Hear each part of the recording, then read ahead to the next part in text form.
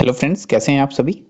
एक लंबा इंतजार कराने के बाद उत्तराखंड लोक सेवा आयोग ने कल अपना प्रवक्ता भर्ती परीक्षा का सिलेबस अपनी वेबसाइट पर अपलोड कर दिया है।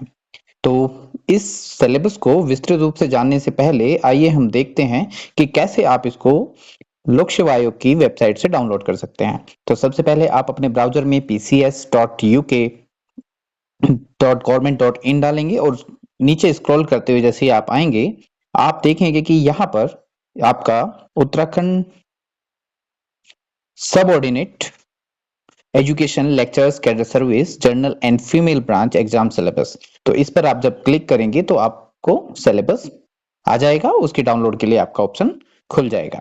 तो आइए हम देखते हैं कि कैसा हमारे पास यहाँ पर सिलेबस दिया गया है। इस बार क्या एग्जाम पैटर्न रहेगा, तो आइए देखते हैं कि इस बार का एग्जाम पैटर्न कैसे रहने वाला है। तो ये जो विषयवार लिखित परीक्षा है, जो पूरी की पूरी वस्तुनिष्ठ प्रकार की होगी, और उसके बाद प्रवक्ता पद हेतु अभ्यर्थी द्वारा आवेदित विषय की लिखित परीक्षा होगी।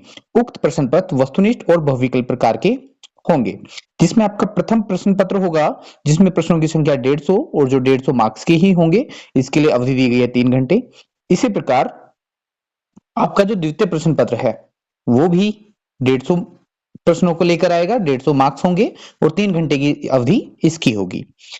लिखित परीक्षा में मूल्यांकन हेतु ऋणात्मक पद्धति का प्रयोग किया जाएगा। अभ्यर्थी धारित शैक्षिक अर्हता के अनुसार लिखित परीक्षा हेतु निम्न विषयों में से विषय का चयन कर सकते हैं। तो आइए हम विषयों की सूची देख लेते हैं, किन किन विषयों पर आप अपनी फॉर्म भर सकते हैं। तो यहाँ पर पहला क्रमांक दिया है कृषि, दूसरा कला, जीव विज्ञान, रसायन विज्ञान, नागरिक शास्त्र, वाणिज्य, अर्थशास्त्र, इसके बाद भूगोल, हिंदी, इतिहास, गृह कला, गृह विज्ञान, गणित, भौतिक शास्त्र, मनोविज्ञान,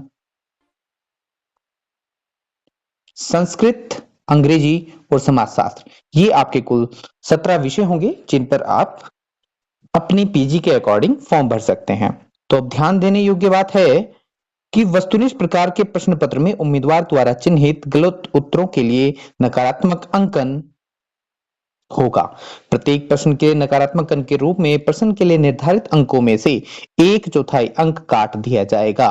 तात्पर्य है कि यदि एक प्रश्न 1 मार्क्स का है और आपका कोई प्रश्न गलत चला जाता है तो उसके लिए आपका 0.25 मार्क्स काट दिया जाएगा।